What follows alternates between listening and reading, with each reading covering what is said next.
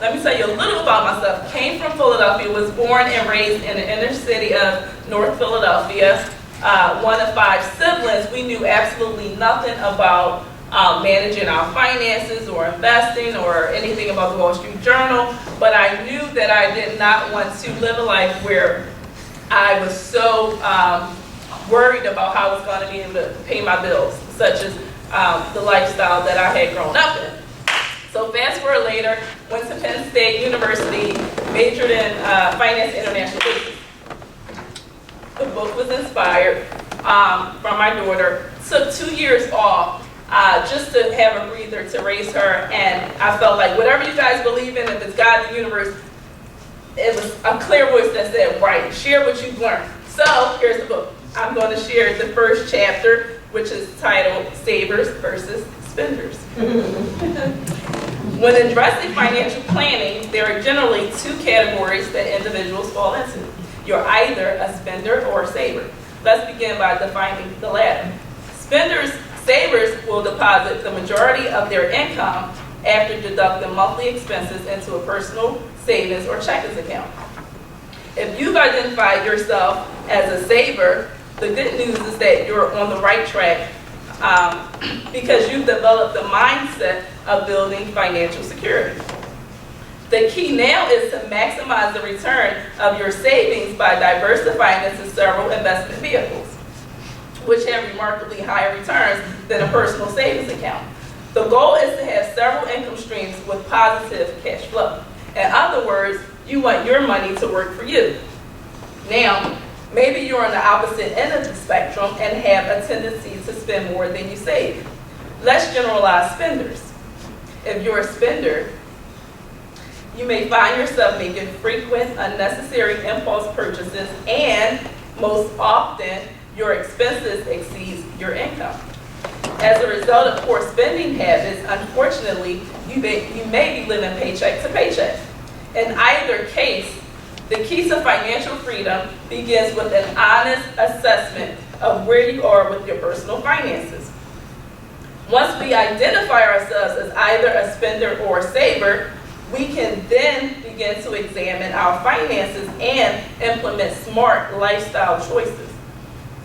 The reason I have chosen to use the term lifestyle choices instead of financial choices is because ultimately financial choices become lifestyle choices when practiced consistently.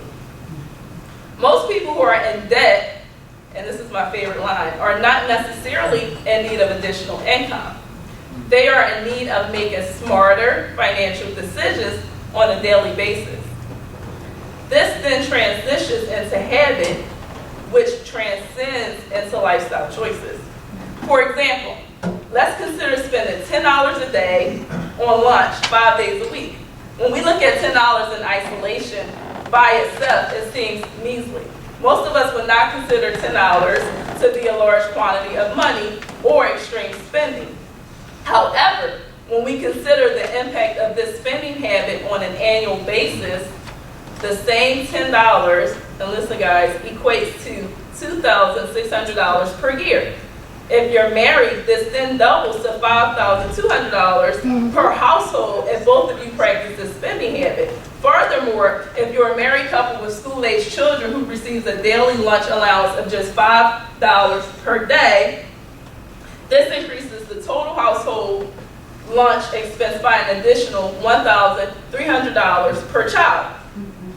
Now you're spending a minimum, and sometimes you go to lunch with coworkers, of $6,500 per year just by eating out for lunch. This then becomes a significant expense for middle-income families and certainly for low-income households. When you annualize expenses and calculate them on an annualized basis, you then can grasp the magnitude of a typical expense that most of us incur without giving a second notice or a second thought. We can then implement simple daily lifestyle choices such as taking lunch a few days a week and investing the savings into an investment account, allowing us to earn money instead of spending it. On the other hand, poor choices can and often escalate to a mountain of debt in the long run. It's critical to implement smart lifestyle habits sooner than later. As the great poet Maya Angelou once said, when you know better, you do better. The key to successfully maneuvering life's financial roadmap is to identify where you are, where you want to be. Next, consider what actions you need to implement to reach your goals. If your goal is to reach financial independence, we're on this journey together. I will share what I've learned in the following chapters. And so that's chapter 1. As you can see, it's an easy read. And for me, everything, as I said, I'm not creative. So everything that I talk about, the book, I start talking about the importance of saving, planning, budgeting, investing in the public stock market, preparing for your children's college education, be at 529. Every single word that I write is what I've done personally. So I'm not making anything up. It's what I've learned in corporate finance, and then I've transitioned those core financial principles and applied them to impact people with regards to their personal financial health. So, thank you so much.